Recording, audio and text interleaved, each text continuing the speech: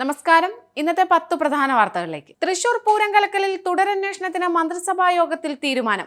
അന്വേഷണം നടക്കുക 3 തലത്തിൽ. ADGP MR അജിത് കുമാറിനുണ്ടായ വീഴ്ചകൾ DGPയും ഗൂഢാലോചന ക്രൈംബ്രാഞ്ച് ADGPയും അന്വേഷിക്കും. ADGPയെ മാറ്റില്ല.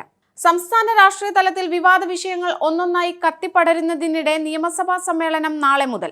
മുഖ്യമന്ത്രിയെ വെല്ലുവിളിക്കുന്ന PV അൻവറും ഭരണപക്ഷവും തമ്മിൽ സഭയിൽ ഏറ്റുമുട്ടും.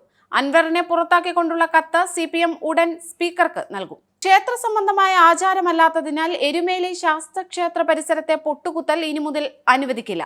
പൊട്ടുകുത്തലിന് ഫീസ് ഈടാക്കാൻ നൽകിയ കരാറുകൾ റദ്ദാക്കും. നിയമ നടപടിക്കൊരുങ്ങി തിരുവിതാംകൂർ ദേവസ്വം ബോർഡ്. തിരഞ്ഞെടുപ്പ് തന്ത്രജ്ഞൻ പ്രശാന്ത് കിഷോർ തിരഞ്ഞെടുപ്പ് രാഷ്ട്രീയത്തിലേക്ക്. ജൻ സൂരജ് പാർട്ടിയെ തിരഞ്ഞെടുപ്പ് കമ്മീഷൻ ഔദ്യോഗികമായി അംഗീകരിച്ചു.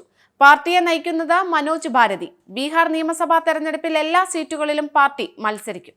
ഡൽഹി ആശുപത്രിയിൽ ഡോക്ടറെ വെടിവെച്ചു കൊന്നു. ജയ്പൂരിലെ സ്വകാര്യ നഴ്സിംഗ് ഹോമിലാണ് 55-കാരനായ ഡോക്ടറെ കൊലപ്പെടുത്തിയത്. കൊലപാതകം നടത്തിയത് 2 കൗമാരക്കാർ. ഡൽഹിയിൽ വൻ മയക്കുമരുന്ന് വേട്ട. 2000 കോടി രൂപ വില വരുന്ന 560 കിലോ കൊക്കൈൻ പിടികൂടി.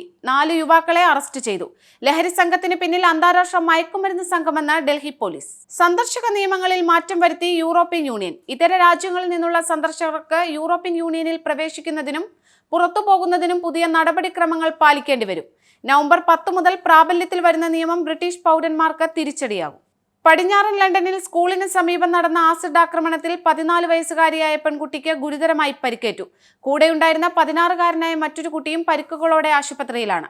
ഇവരെ സഹായിക്കുവാൻ ശ്രമിക്കുന്നതിനിടെ സ്കൂളിലെ ജീവനക്കാരിക്കും ചെറിയ പരിക്കുകൾ സംഭവിച്ചു. ലെബനനിൽ ഹിസ്ബുള്ളയുമായി ഉണ്ടായ ഏറ്റുമുട്ടലിൽ ഇസ്രയേലിന് കനത്ത തിരിച്ചടി. ഇസ്രയേലിന്റെ 8 സൈനികർ കൊല്ലപ്പെട്ടു. ആണവ കേന്ദ്രങ്ങൾക്ക് നേരെയുള്ള ആക്രമണത്തെ അനുകൂലിക്കുന്നില്ലെന്ന് US പ്രസിഡന്റ് ജോ ബൈഡൻ. വനിതാ 2020 ലോകകപ്പിന്റെ 9ാം പതിപ്പിന് UAEയിൽ ഇന്ന് തുടക്കം. ഇന്ന് 2 മത്സരങ്ങൾ.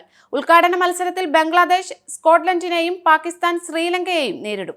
ഇന്ത്യയുടെ ആദ്യ മത്സരം നാളെ ന്യൂസിലൻഡിനെതിരെ. ഇതോടെ ഇന്നത്തെ 10 പ്രധാന വാർത്തകൾ ഇവിടെ പൂർണ്ണമാകുന്നു. Anand TV mobile app download ചെയ്ത് സൗജന്യമായി ആസ്വദിക്കും.